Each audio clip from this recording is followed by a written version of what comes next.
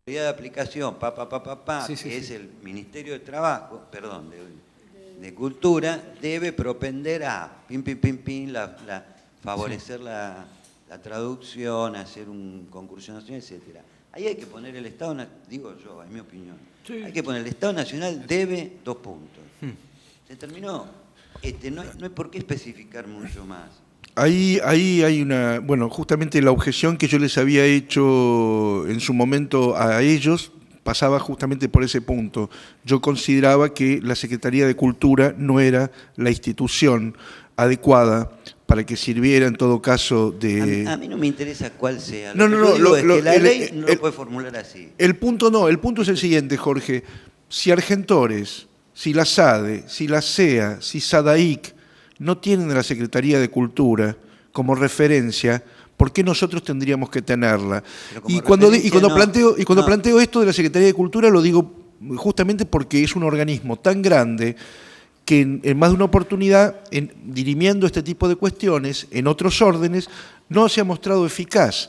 Entonces, me parece que sería mucho más lógico tener un interlocutor, si se quiere, más acotado, y un interlocutor al cual sea mucho más fácil, en todo caso, pedirle celeridad. Desde el punto de vista legal, vos no le podés imponer al Ejecutivo qué organismo es el que va a vigilar el cumplimiento de esa ley. No lo podés hacer.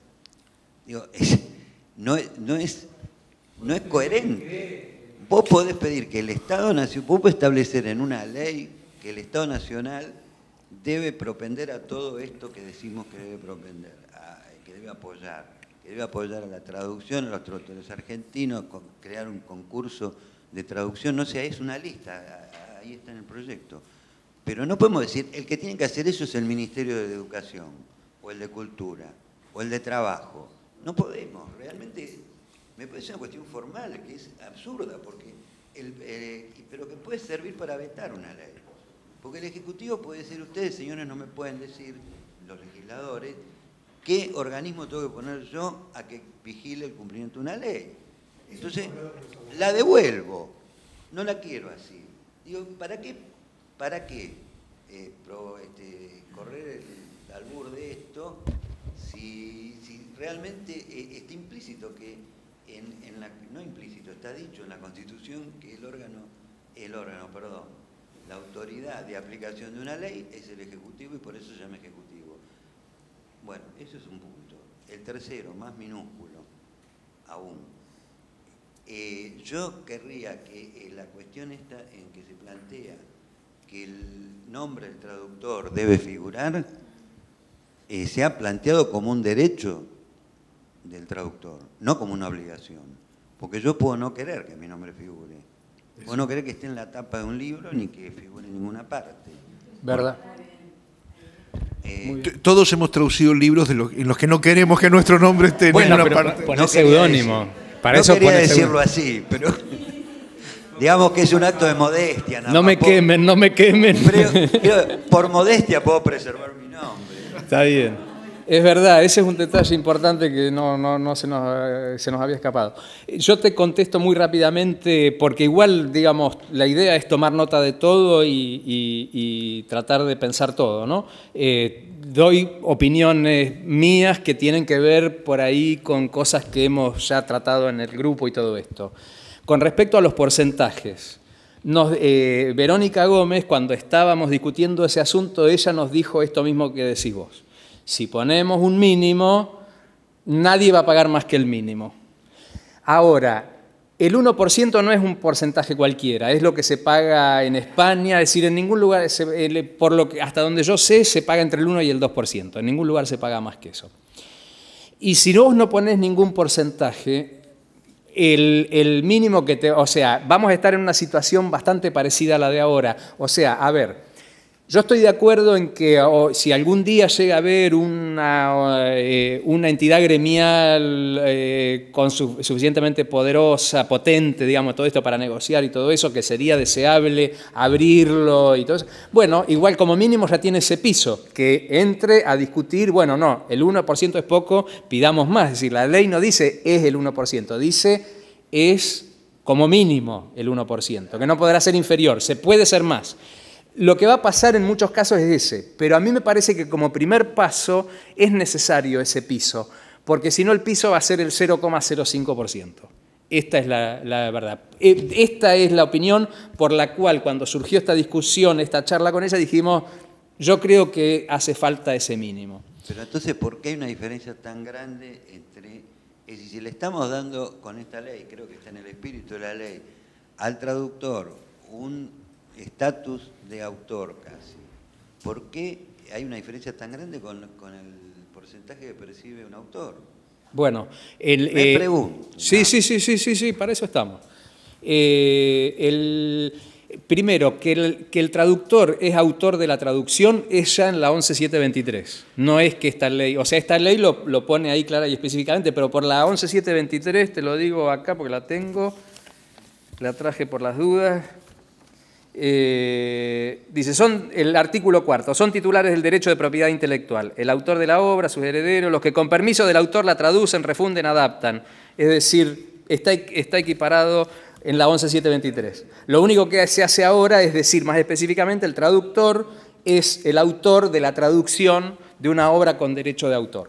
Lo que hace es ponerlo como más claro, pero ya estaba la idea. Ahora, el asunto es, por eso está la diferencia entre obras con derecho de autor y obras de dominio público. La obra con derecho de autor ya tiene el 10% de derecho de autor. Entonces, si al 10% del derecho, el 10% es lo que se acostumbra, ¿no? Hay ahí no hay un mínimo establecido por ley, así que algunas editoriales, a autores más débiles y todo eso, les dan el 8%, cosas por el estilo, pero más o menos eso es lo que se estila, entre el 8 y el 10%. Por ahí, no sé, qué sé yo, un García Márquez o si escribiera algún otro libro o lo que sea, esos tipos pueden decir, no, yo quiero el 20%, puede ser que algún tipo así, como producen mucha plata, consigan así, pero básicamente es el 10% en general y en algunos casos el 8%.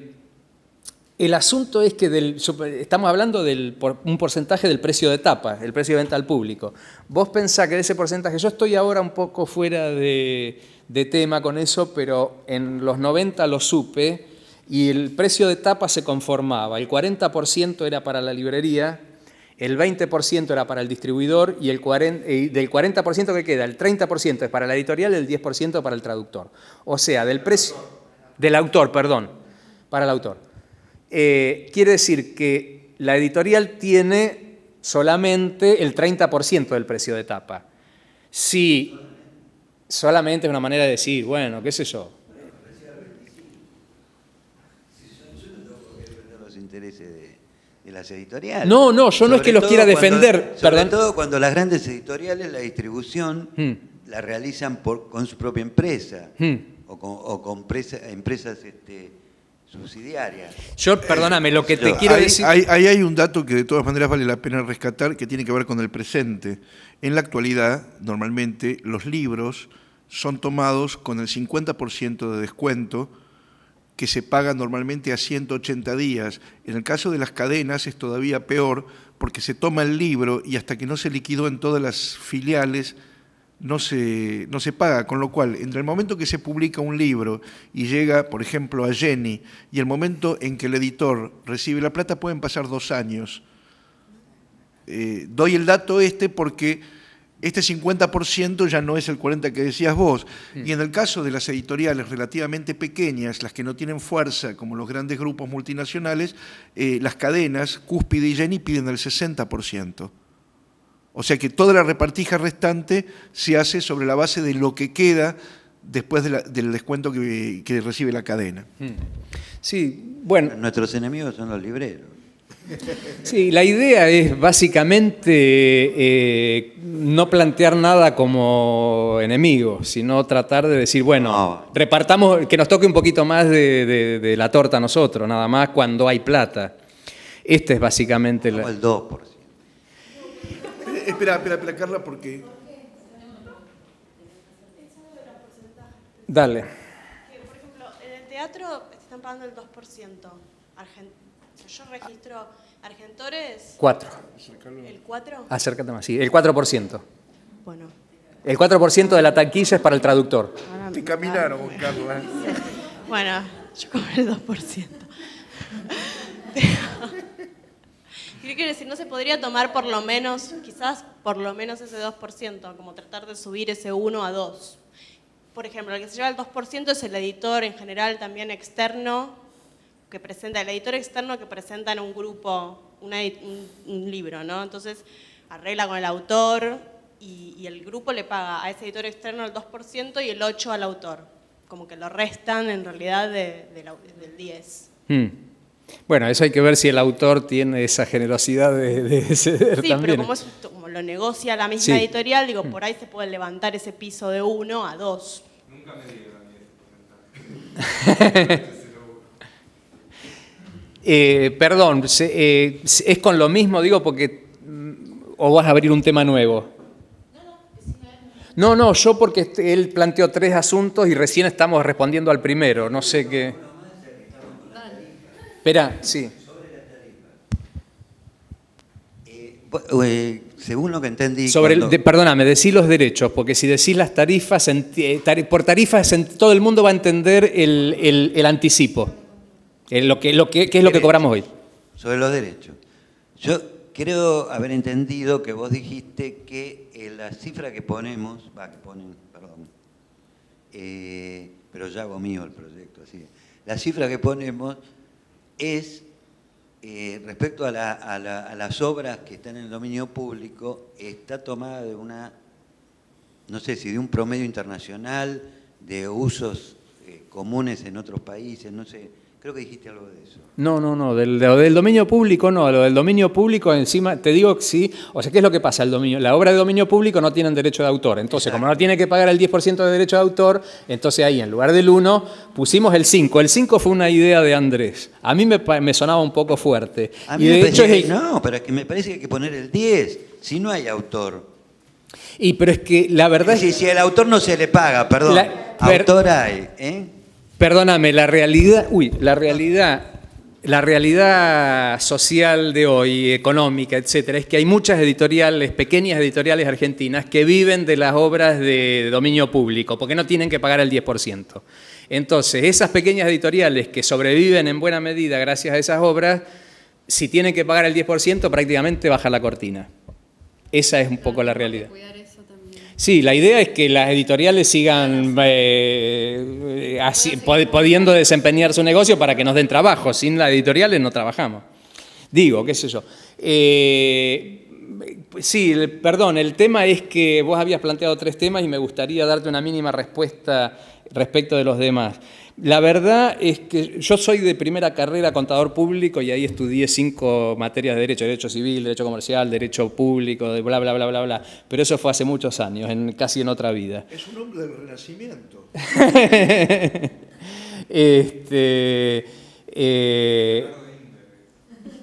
Eso fue hace más de 30 años, así que no es que esté... Pero tuve algunas experiencias judiciales, lamentablemente, tuve que transginar pasillos de tribunales y enterarme de cosas, o sea que conozco bastante de manejos legales y todo eso.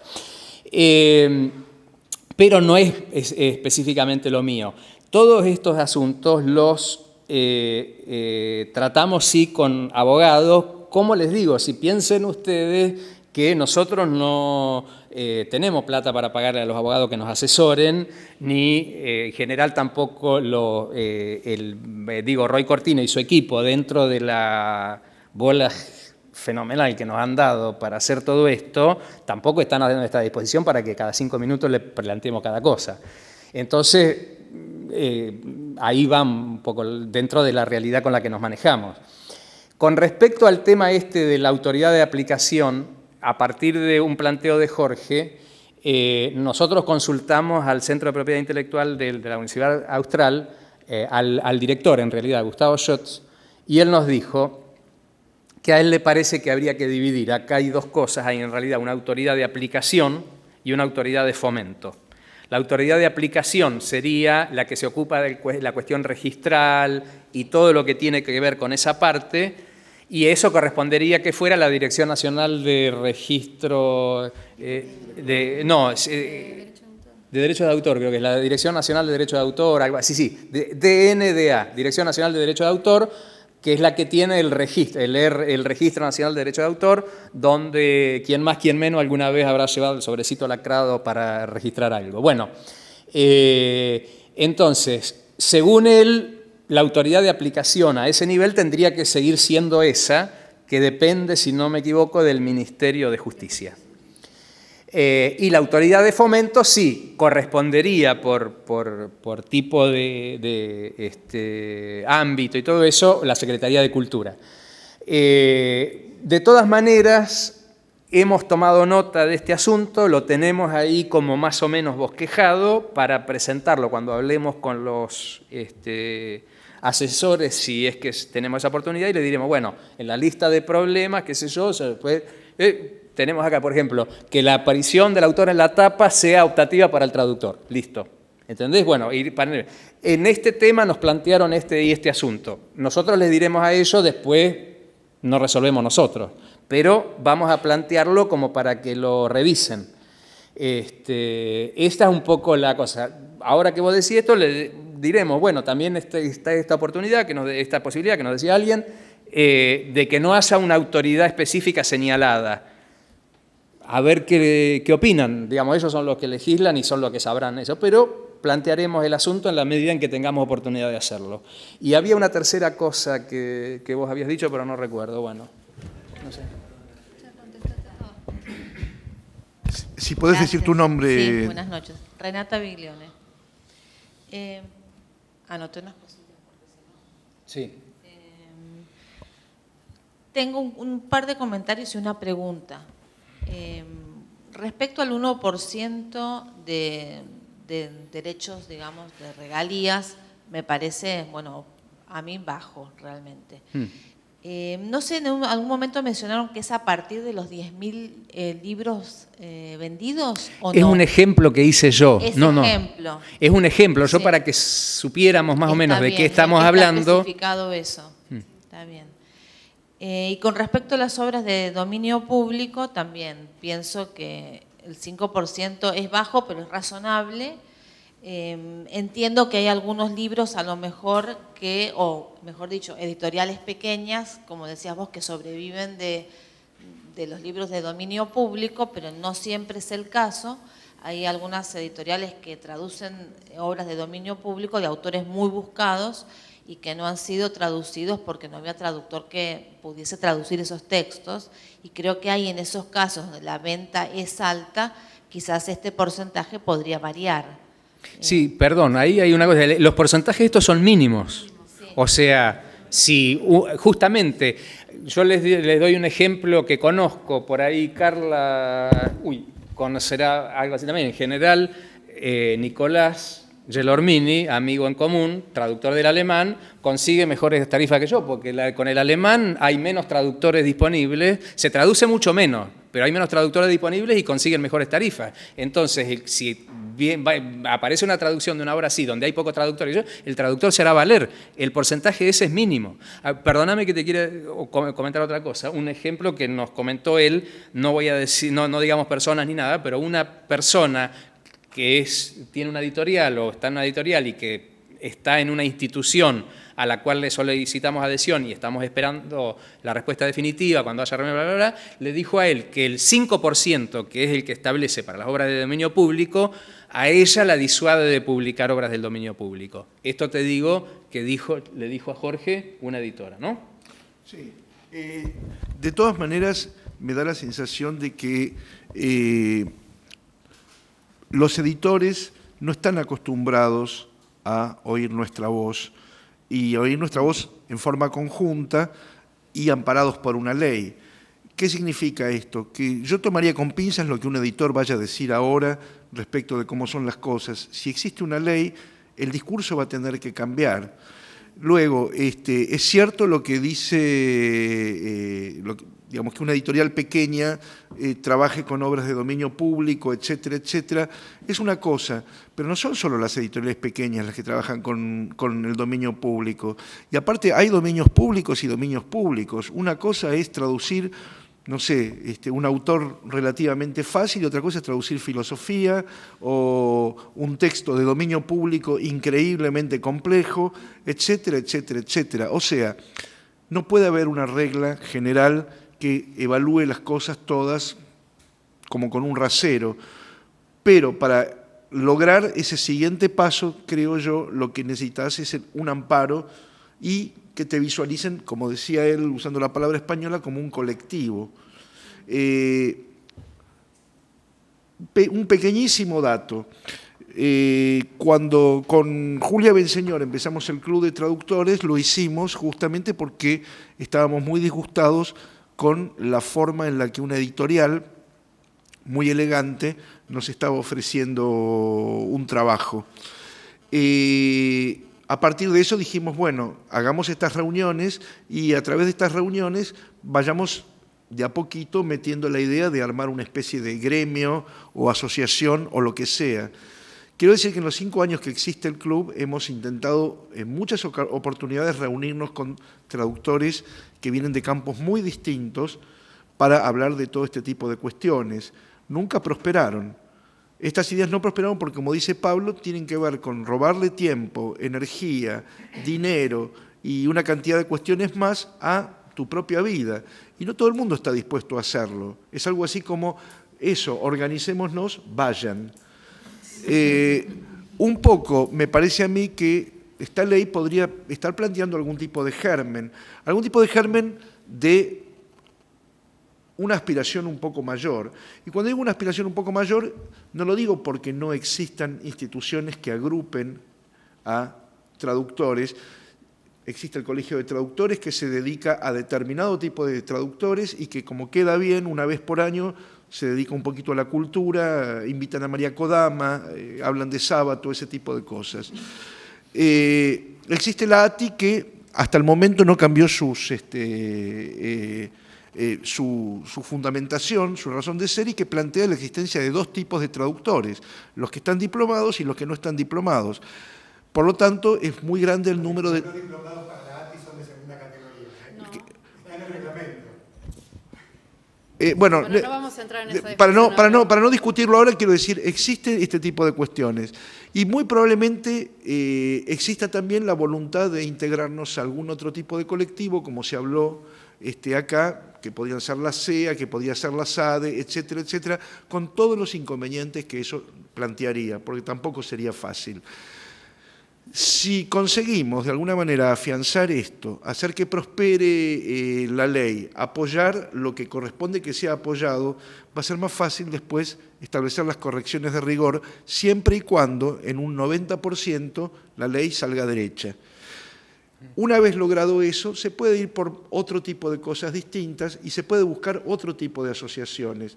Un solo dato que les quiero dar, y me disculparás, José Luis, por la infidencia. Yo invité a esta reunión a la gente de la SADE, de la CEA, de Argentores, de SADAIC y de otras instituciones similares. El único que está presente es el presidente de la Academia Argentina de Letras. Quiero decir con esto que tiene sentido pensar que este tipo de cuestiones, poco a poco, en función del trabajo que cada uno de nosotros le vaya a poner en la medida de las posibilidades de cada uno, puede prosperar en otra cosa distinta y hacer que, cuando convoquemos una reunión similar, sean más las personas que, llegado el caso, podrían opinar con otro tipo de fundamento y desde otro costado distinto. Esto para decir simplemente, esto hay que verlo como un primer paso muy positivo, muy importante, pero primer paso al fin. Y el frente tiene que ser lo más homogéneo que sea posible. Siempre y cuando, insisto, cada uno de nosotros siente que la representación es en un porcentaje realmente alto. Sí, no diría nada mejor. ¿Tenías alguna otra? Sí, iba a formular la pregunta, pero antes él me acaba de dar pie con lo que iba a concluir, que era, bueno, felicitarlos. Realmente cuando me enteré de este proyecto de ley fue muy bueno porque realmente impacta directamente sobre mi trabajo cotidiano y bueno, ya percibía desde hace un par de años el problema de qué pasa con mis derechos de autor, de traductor, que no los veo por ningún lado, ¿no? Pero al margen de eso, de lo que iba a dar como cierre, tengo una pregunta específica. ¿Qué pasa con los libros que se traducen acá para una editorial argentina que edita para afuera, o sea, internacionalmente? ¿Qué pasa en el caso concreto con los derechos de autor ahí. Del traductor hablo, ¿no? Sí, yo la verdad te digo, a ver, cuando un traductor argentino hace algo para una editorial española, se rige por la ley española. Ahora, si por ejemplo es una editorial argentina que imprime en España o en Brasil o en Uruguay o esa cosa, pues la verdad es que ustedes saben que hay una ley del libro que era para fomentar la edición argentina y que quedó trabada porque hay dos papeleras de papel para libros que trabaron la ley para no hacerse cargo, o sea, para no vender papel sin IVA. Porque el papel, en cualquier lugar del mundo, el papel para libros no lleva IVA. El papel argentino sí. O sea que un libro argentino en la parte de papel, que es un costo muy alto, muy importante, una parte muy importante del costo de impresión de un libro, el papel, en Argentina paga IVA. O sea que ya de movidas, si todo lo demás fuera igual, el papel, que a lo mejor es un 50% o 60% o más del costo de hacer un libro, paga IVA. O sea, ya es un 21% más caro en Argentina que en Uruguay. Eso hace que para las editoriales argentinas sea más barato imprimir libros afuera. A veces, ahora con este asunto de las trabas y todo eso que hay, los vericuetos están, bueno, listo. Pero lo que te quiero decir es que esa ley no se aplica porque ¿qué es lo que tendrían que hacer las papeleras? Las papeleras pagan IVA por sus insumos y si cuando venden no cobran el IVA con el cual compensarse y quedarse con la diferencia y bla, bla, bla, bla, bla, tendrían que absorber el IVA que pagan por sus insumos como parte de su costo o bien pedir a la FIP, no sé cómo será exactamente, a que se los reintegre y la FIP se los va a reintegrar el día del arquero, a los 2 o 3 años, etcétera, etcétera. Entonces, para no hacer eso, dicen, no, nosotros seguimos. Y trabaron la ley. Es como los lobbies en Estados Unidos que impiden que salga una ley por algún motivo, bueno, así. Ahora, esto a lo que yo voy es, ¿qué pasa? Lo metí porque es algo que a partir de todo este asunto me enteré, a partir de este proceso me enteré de qué era lo que había trabado esa ley. O sea, es algo que es el interés de 2 papeleras argentinas traba el interés de que este país pueda imprimir libros más baratos y esté en mejores condiciones de producir libros para el mercado local y para exportar. Pásale el micrófono. Ada Solari. Bueno, yo trabajo en una editorial. Sí. No, que me ¿En parece cuál, que, si no te molesta decirlo? Una editorial elegante. Muy elegante respuesta. No, con respecto a lo que ella planteaba, a mí me parece que es un tema interesante, pero que es distinto de lo que vos decís, que no es imprimir, que qué pasa en el caso de una editorial elegante o no, que vende los libros que hace acá en el exterior. No, eso se rige por la ley argentina. Y el precio de tapa ¿será el de allá? El de allá. Es el de allá, normalmente, Ada. Normalmente cuando vos publicás un libro en una editorial, esa editorial, una editorial con sede acá, pero los vende afuera, cuando te viene la liquidación, normalmente, en el caso de los autores, cuando te viene la liquidación está discriminado el valor de venta en la Argentina y el valor de venta en el exterior. En el caso de los traductores, eso no está discriminado justamente porque no se habla de que te dieron un adelanto, se habla de que te dieron un pago por el trabajo que hiciste. Claro, está bien. No, y la otra cuestión también es el tema de la diferencia entre la tarifa y los derechos, porque por ejemplo en la editorial que yo trabajo es Katz Editores, difícil que un libro venda más de 2.000, con lo cual los derechos tendrían que ser, el porcentaje de derechos tendría que ser altísimo como para compensar la tarifa. Digamos, como para llegar a la tarifa. Mi pregunta es, la experiencia en España, ¿qué pasó con las tarifas a partir de la ley? ¿Se mantuvieron? Con las tarifas reales, con lo que cobra el traductor, ¿no? En el caso mayoritario, viste, de que no, con la tarifa, o sea, con los derechos no cubrís la tarifa, no llegás a la tarifa. A mí, o sea, el miedo que me plantearon algunos traductores es que esto lleve por ahí a una baja, viste, en las tarifas en el mercado. ¿Pasó eso? ¿Ustedes ven posible? Yo la verdad es que no conozco. Bueno, hay dos cuestiones. Una es lo de España. En España, cuando vino la crisis, las tarifas oscilaban aproximadamente entre 10 euros la página y los 20 euros en el caso de los traductores estrella o de obras muy específicas y demás. Con la crisis esas tarifas bajaron. Actualmente se manejan entre 8 euros la página y unos 14 aproximadamente. De todas maneras, la tendencia fue grande hacia abajo en razón de esta cuestión. Los traductores argentinos que trabajamos para España raramente alcanzamos ese nivel de tarifas. Muchas veces suele ser de 6, 7, 8 euros, llegado el caso, y tenés un corrector de estilo a quien le pagan proporcionalmente más de lo que te pagan a vos por traducir, para transformar en española la traducción argentina, o mexicana, o guatemalteca. Eso por un lado. Respecto de la Argentina, no hay tarifas que sean en este momento en el mercado totalmente fiables. Por ejemplo, hablando del mercado de lo que sería inglés y francés, que son los idiomas que menos pagan porque son los que más traductores tienen. Hay editoriales que en este momento están pagando aproximadamente 80 pesos el millar, un millar son 2 páginas y media, y hay editoriales que están pagando 18, 19 pesos el millar, que son 2 páginas y media. Esa oscilación depende de factores muy curiosos. Un ejemplo... Sí. 180 a 190, perdón. No, y hay editoriales que pagan más que eso también, ¿eh? Bueno, pero estamos hablando de inglés y de francés. Sí, ¿eh? sí. Sí. Bueno, lo que... ¿Cómo?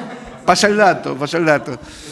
Lo que quiero decir es que nosotros a lo largo del tiempo nos hemos topado con cosas muy distintas. Por ejemplo, editoriales que están dispuestas a escuchar cuál es la tarifa que nos podría parecer razonable y que están dispuestas a discutirla, y otras que, y estoy hablando de editoriales muy importantes y no, ¿cómo se llama?, multinacionales, sino editoriales argentinas, que se han puesto de acuerdo para que, por ejemplo, son 4 o 5 que pagan una tarifa relativamente más baja que el resto y le dicen a la gente que es el mercado el que determina la tarifa. Andá y preguntale a tal editor cuánto está pagando. En función de eso, esta gente tiene la vaca atada porque vos vas, sos un traductor bisoño y le preguntás al editor y el editor te dice, sí, estamos pagando esa tarifa, tiene razón este otro editor. Con lo cual, vos te quedás sin argumentos. Eso es una engañapichanga y aparte es una estafa.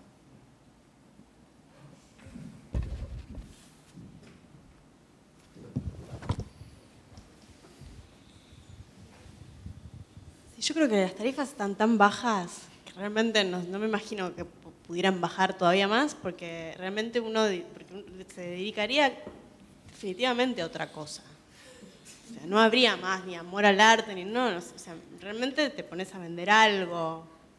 Por eso como que a mí no me da miedo en ese sentido. ¿Alguien más quiere comentar algo? El famoso Ariel Dillon. Soy el famoso Ariel Dillon.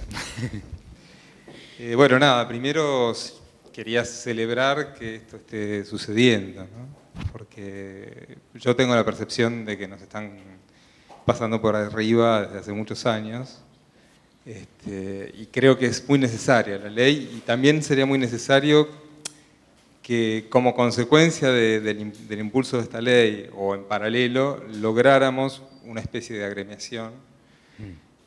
A mí me parece que los traductores literarios somos escritores y que en ese sentido tenemos muchas cosas en común con otras asociaciones como SEA, SADE, etc.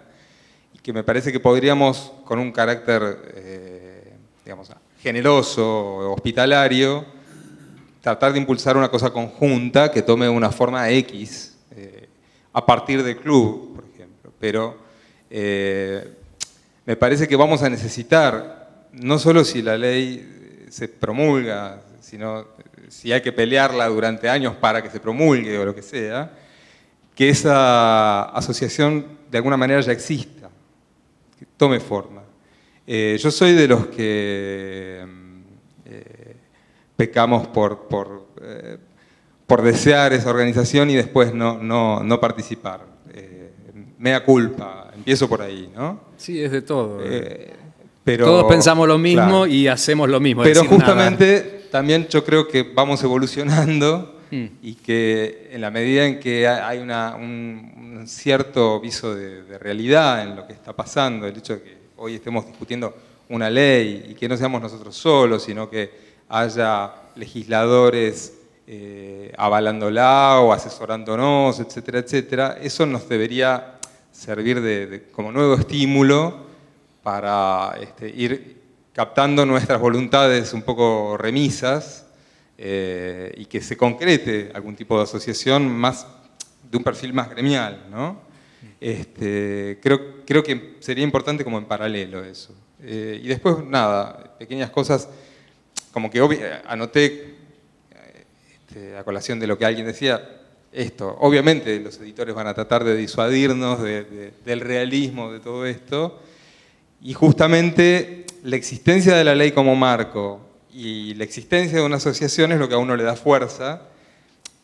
Andrés Ehrenhaus, cuando vino a una reunión del club, te acordarás, Jorge, y nos contó la experiencia española, nos dijo, en realidad finalmente después está solo ante el editor negociando, pero esa negociación tiene un marco, no es lo mismo con la ley detrás o sin la ley detrás.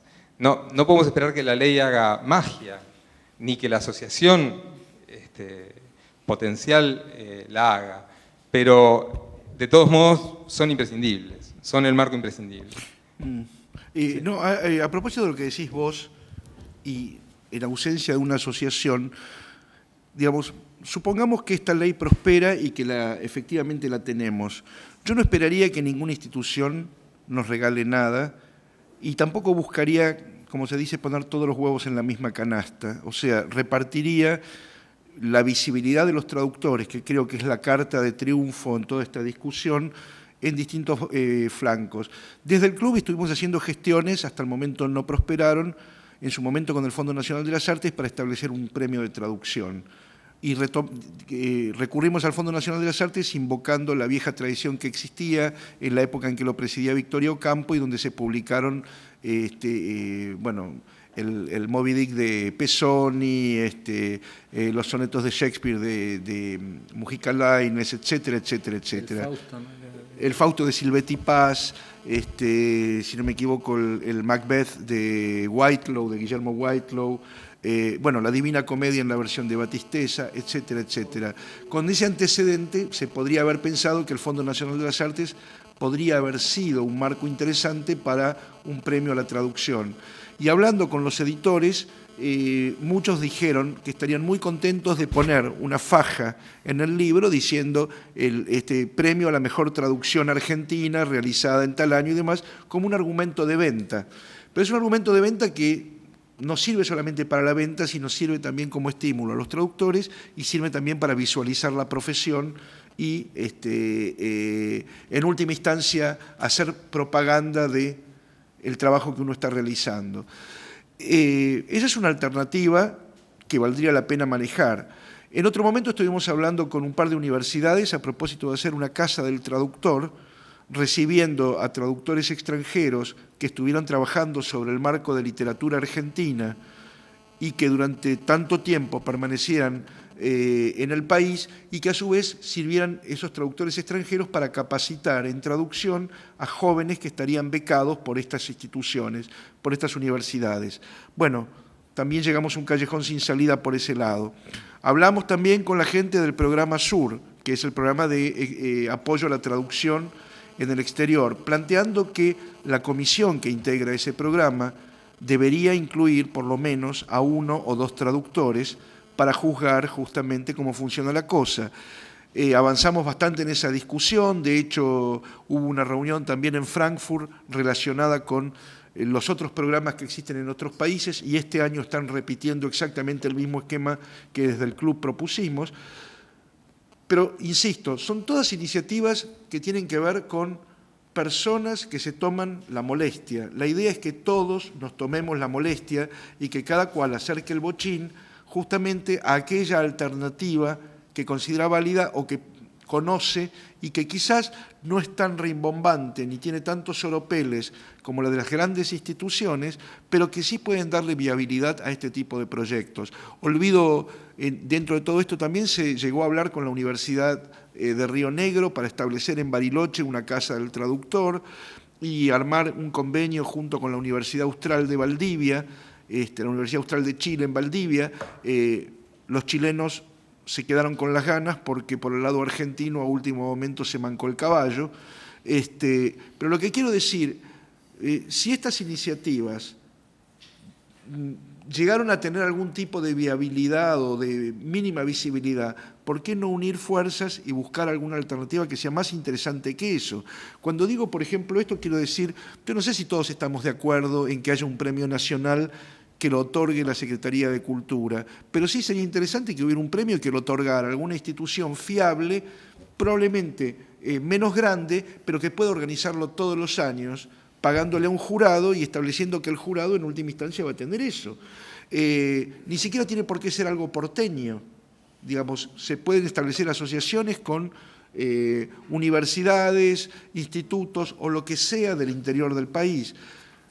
Pero, digamos, hay que hacer algo en ese sentido. Yo insisto, parte de lo que propone la ley, la última parte, digamos, la parte de Disneylandia, el bonus track, para llevarla a cabo necesita justamente de la visibilidad.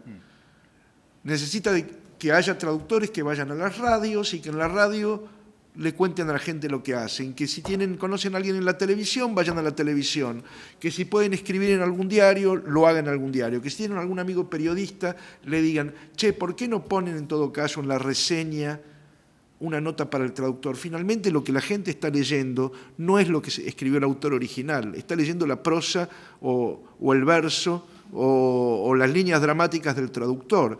Entonces,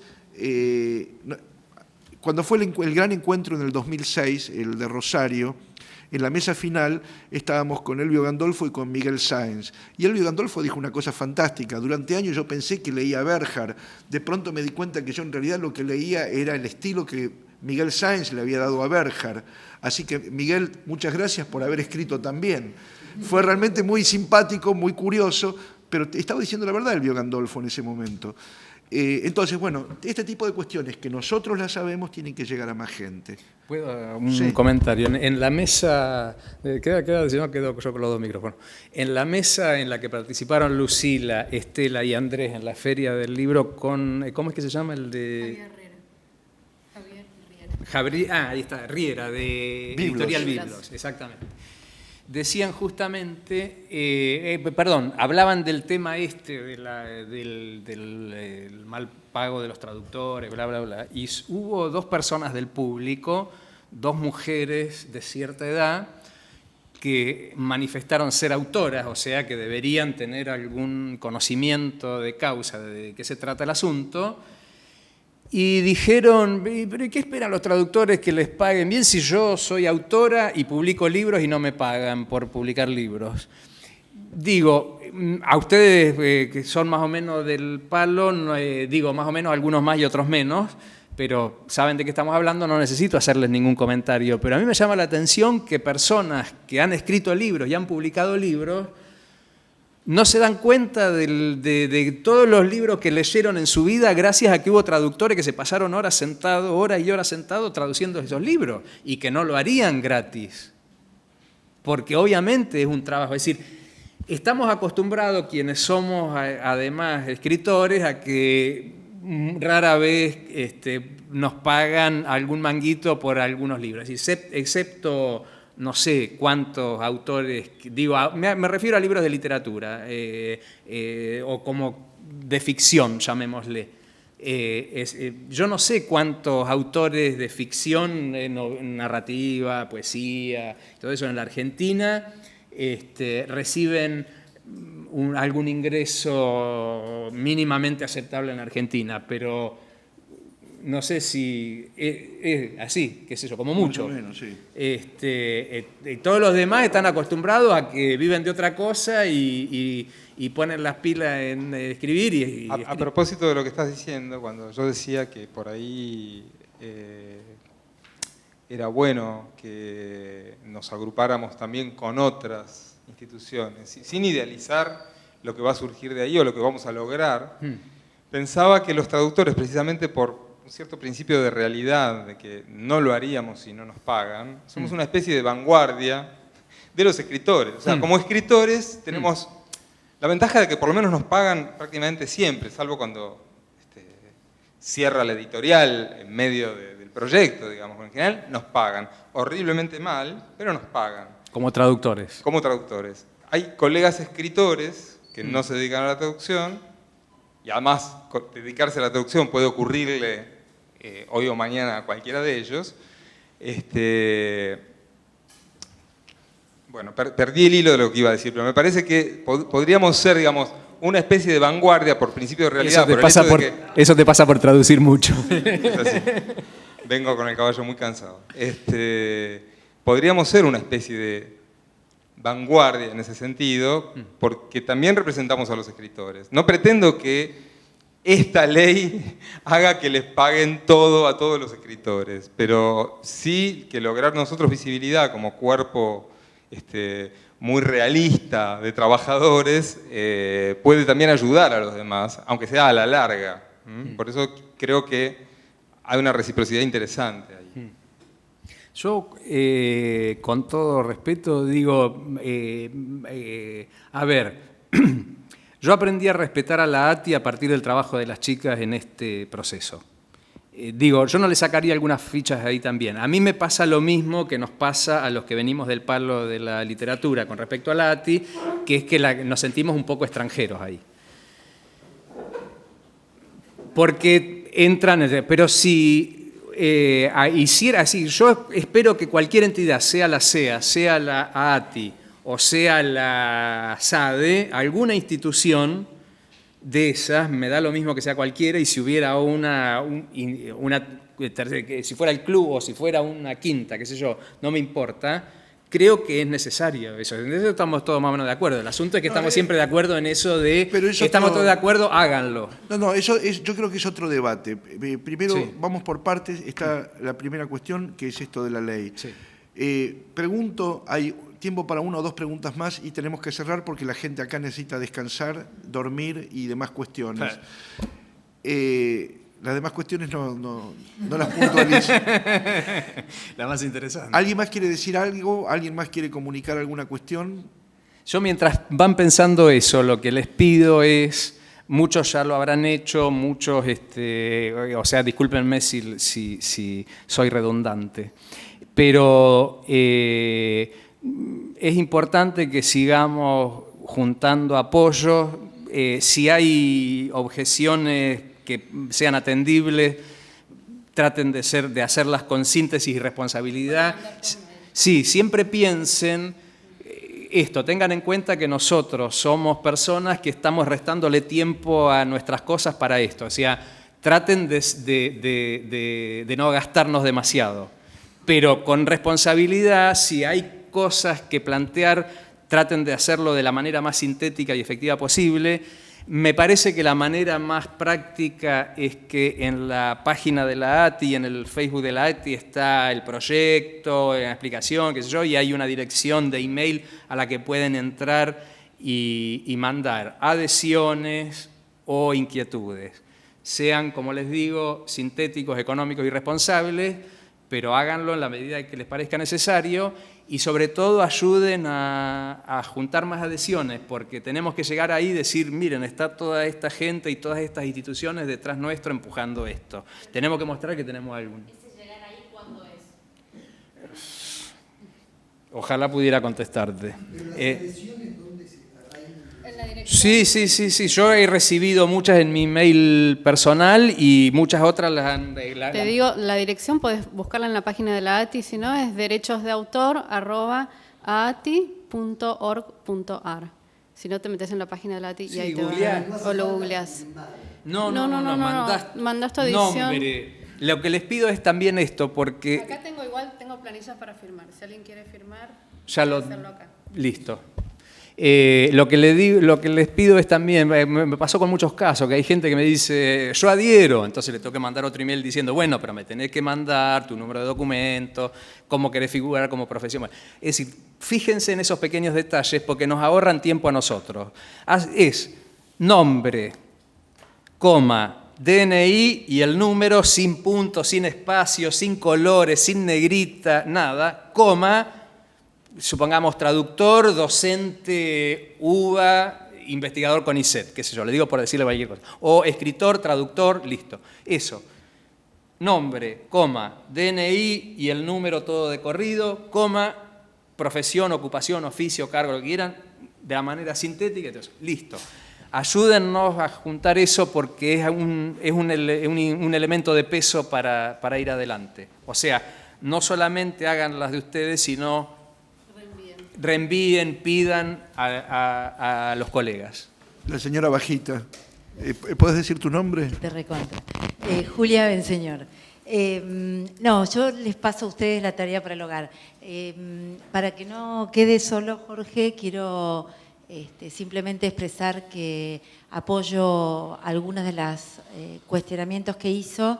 Estoy muy contenta porque realmente me parece muy interesante y muy buena la ley, te lo comenté antes.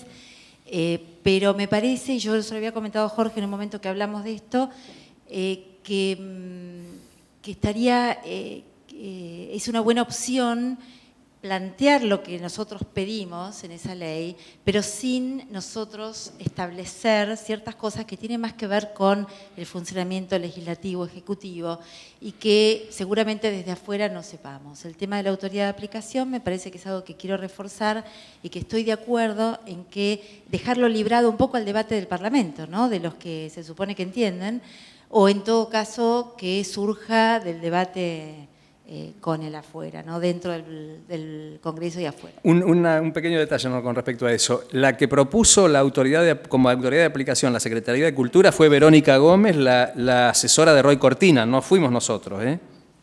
Esto te quiero decir, no es que no salió de cualquier parte, salió del cuerpo de la Cámara de Diputados. Pero lo que digo es poner tanto nombre y apellido. A veces cierra muchas puertas, ¿no? El hecho de decir que es la Secretaría de Cultura la que tiene que hacer el premio o que tiene que hacer tal o cual.